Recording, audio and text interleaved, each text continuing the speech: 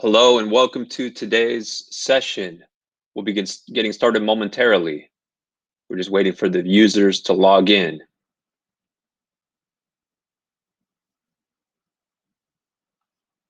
Okay, great. And I see we've had some users logging in. So thank you so much for taking the time to join.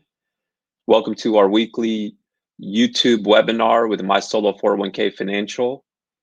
And this week's topic, we're going to be going over investing a solo 401k in precious metals, which is always a very popular topic. And so we want to share some good information about how to do that.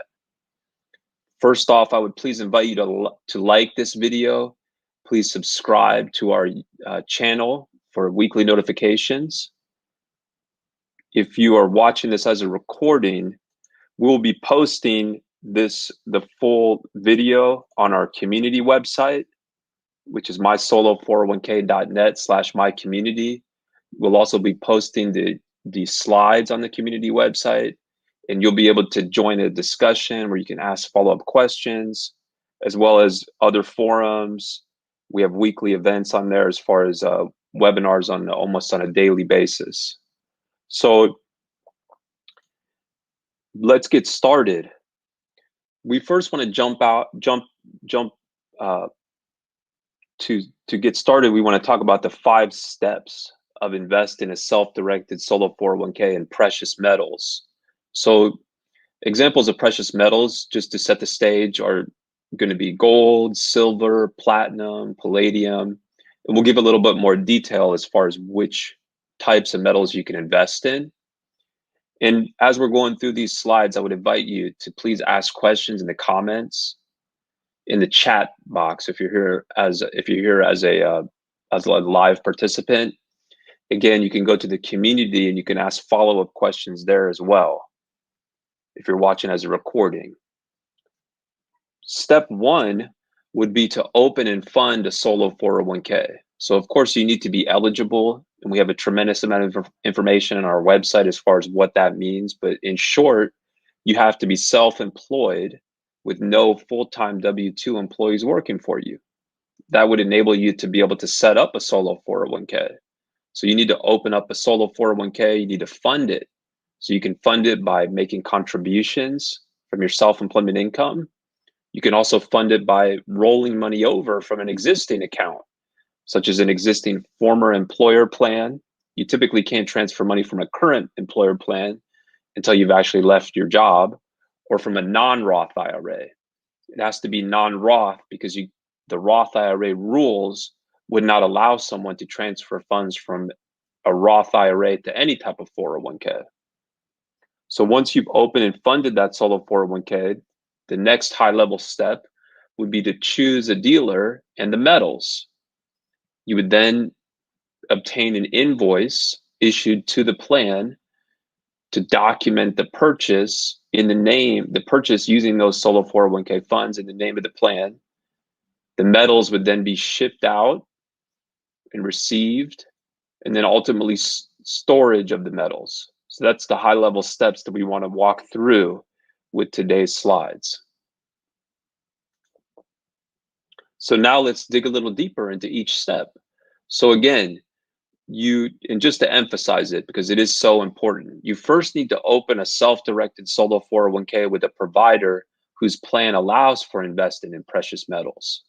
So for example, you cannot go and open up a solo 401k, a quote unquote free solo 401k, such as one that's at Fidelity or Schwab, because their plan is not going to allow you to invest in alternative investments like precious metals. They only allow you to invest in things that they offer, such as maybe some mutual funds and things of that nature. So once you're eligible, you got to find a provider that's going to allow you to invest. Now, if you already have a plan, a quote unquote free plan, you can always restate that plan, change providers to a provider like us that offers a IRS approved plan that will allow you to invest in precious metals and that has deep experience in helping others do so they can help guide you through the process. You then subsequently fund the solo 401k, again, by transferring money from a former employer plan or a non-Roth IRA. You could also make annual contributions Of course, you have to have the self-employment income to justify it, and there's rules, limits, etc. And we have tremendous resources. We field questions every day from our existing clients in terms of how much they can contribute, or how, and transferring money from an existing account, such as completing the transfer paperwork to ensure that it's completed properly. Because when the funds are transferred, that's going to be a reportable event. So let's say you have an IRA at Fidelity and you want to roll it over to your solo 401k. Well, Fidelity is going to report that transfer that to the IRS. So we would complete the transfer paperwork so Fidelity understands that this is a non-taxable direct rollover to your new employer plan, and therefore tells the IRS that it's non-taxable. They would issue a 1099-R with a code G in box 7 to confirm that. So now you've got your solo 401k plan set up, you've got the money in there. So now it's time to invest. So step 2, so you are the trustee of the plan. So you're the business owner, it's your money, you're also acting as the trustee, because a 401k is a trust. It's actually a type of retirement trust.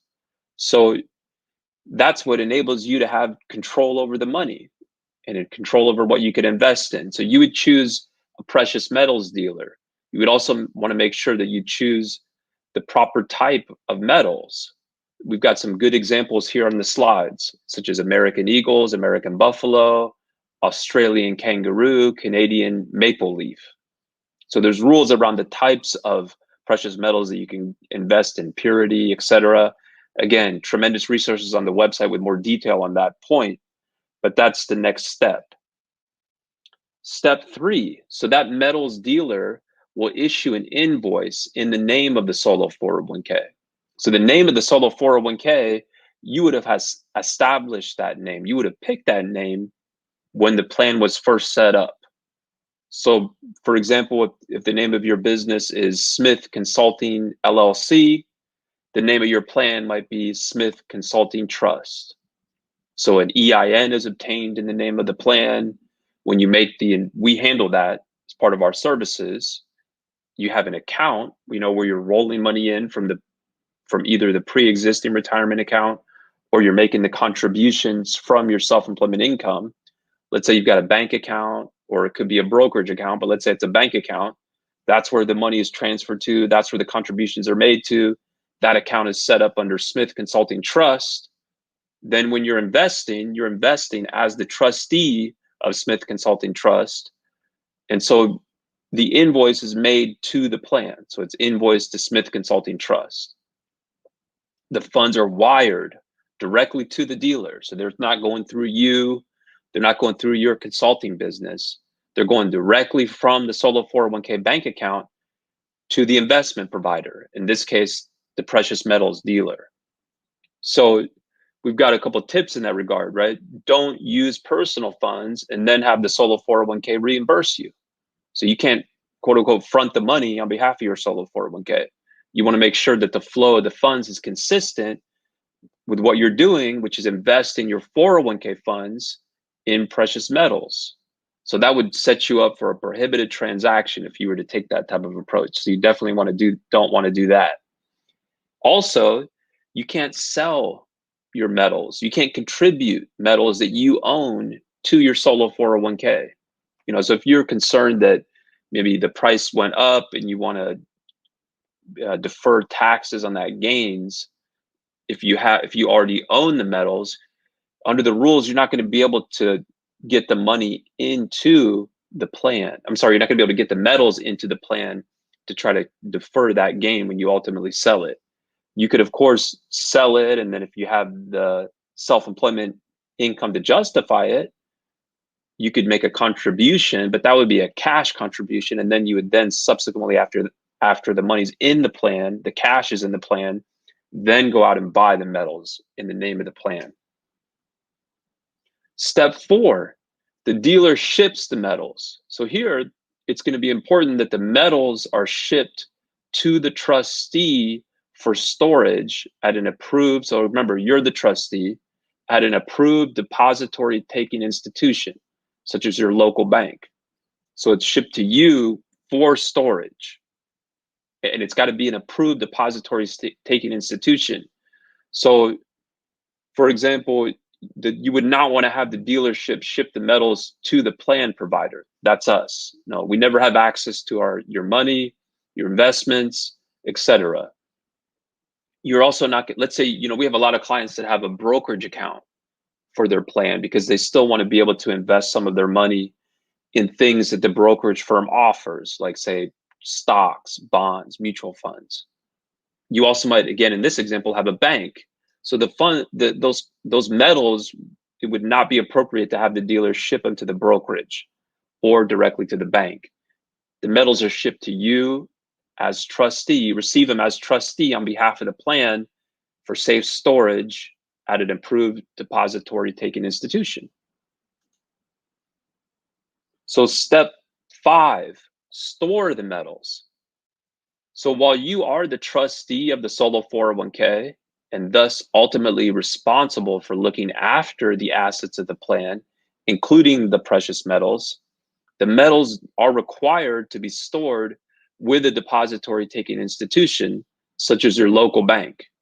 So a common option here is to store them in a separate safety deposit box associated with the solo 401k in the name and EIN of the solo 401k. So not one with your personal items at the local bank. So if you set up a plan, as part of our establishment process, we help you set up an account at a bank or a brokerage of your choice. And so as part of that establishment process, you might say, well, I've already got a relationship with this local bank. I have my personal account there, and I want to expand the relationship and now set up the bank account for my plan there. And that's fine.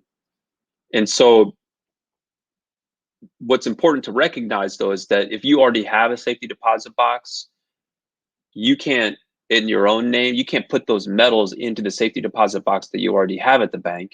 You would need another safety deposit box that's associated now with the bank account that had been set up under the name and EIN of the plan. And that's the safety deposit box that you as a trustee are going to store those metals for safekeeping in. So just to go through the checklist, you open a checkbook, control solo 401k, invest in allowable metals, have the purchase invoice issued in the name of the plan, don't store the metals with personal assets. So that takes us to the end of the slides today. If there are any questions, now's a great time. We've got plenty of time to answer questions. Again, we'll be posting this full video on our My Community website. You'll be able to access these slides. You'll be able to post questions in the forum. It's very easy to join. So we would really encourage you to do that. And then we've got a wealth of other information and ways that you can engage with us on that community website.